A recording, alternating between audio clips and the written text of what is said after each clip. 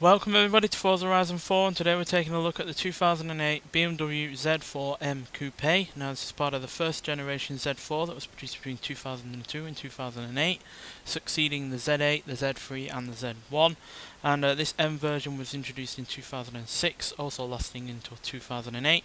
And it's the coupe version, so it's got a fixed roof which adds an 11 pounds of extra weight over the Roadster, which to be honest isn't all that much extra when you consider it is a roof and it's got a hatchback rear end and stuff like that. So yeah, £11 extra is not all that bad, meaning this car weighs in total £3,296. And yeah, this actually shares a lot of components with the E46 M3, including the brakes, a limited slip differential, rear subframe, front suspension control arms and tyres, though the biggest thing this car shares with the M3 is the engine. So it's a 3.2 litre inline-six engine producing 330 horsepower and 262 pounds-feet of torque.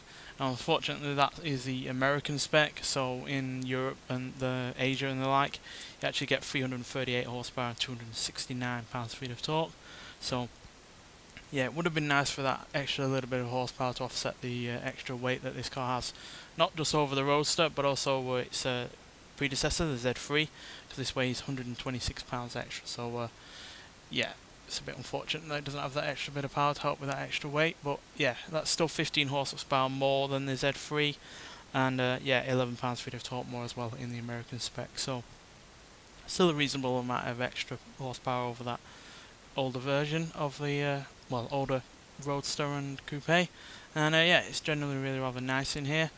Not a massive fan of the dials. I think they're a bit too covered up by those binnacles there, but yeah, it's still overall really rather nice, nicely laid out and the like.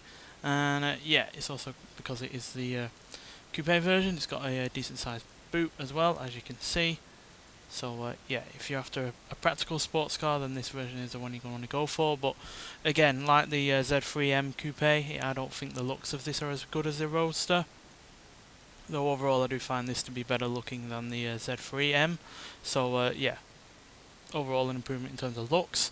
But nonetheless, let's get out onto the open road and see if it's an improvement in terms of driving and speed as well. So yeah, despite obviously weighing a significant amount more than the Z3 M Coupe and not having a huge amount of extra horsepower, this isn't all that much slower than the Z3 M Coupe, but crucially it's also a lot easier to drive. It's still got 50-50 weight distribution, but yeah, it's so much more forgiving than the Z3. It's nowhere near as oversteery. It's got understeer to tell you if you're being a bit of a Burke in terms of how quick you're going, which means it's overall a lot more controllable, despite obviously the extra power and the extra weight. So yeah, in terms of driving capability, it is overall better than the Z3, even though the brakes are a little bit worse just because of the extra weight. But handling overall is massively improved. You're not frightened for your life half the time, expecting the tyres to spin out and all that lot. So yeah, massive improvement. But at the end of the day, you can still have fun with it when you want.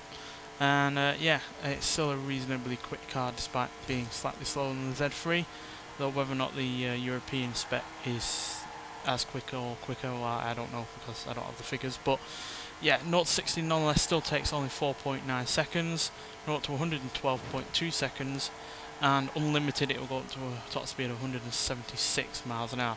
So that's 7 miles an hour quicker than the Z3 M Coupe at the top end, but it's 0.1 of a second slower to 60 and 0.9 of a second slower to 100. But to be honest, that is not too bad considering, like I said, the extra weight and the fact it doesn't have all that much extra power.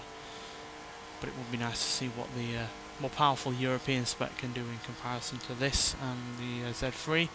But overall, yeah, it's a big improvement over the Z3 as far as I'm concerned. The engine is still really rather nice, still revs nice and high, got a nice sounding engine tone to it. But driving wise, it's not just as fun as the Z3, but it's also more user friendly in the process. And yeah, I like the looks better as well. So yeah, nice big improvement over the Z3. Mostly cures what was wrong with that car while keeping the crucial fun element that car had going for it. So yeah, if you never tried this version of the Z3, then get out there and try it. I know we have the 2 other newer versions of the Z3 out on this game. The one that was recently released and the one from 2011. So it would be nice if we got the Z1 at some point to complete the package, because we have all of the other Z cars. We obviously have the Z8, and then we have 3 of these Z4s, and then the Z3. So yeah, it would be nice to have the Z1 at some point, even though obviously it is a lot rarer than these cars, and apparently not quite as good as a sports car. But yeah, this is overall a great sports car, and yeah, it's easily one of my favourites from the 2000s as sports cars go. Nonetheless, thanks for watching, and I'll see you in the next one. Bye.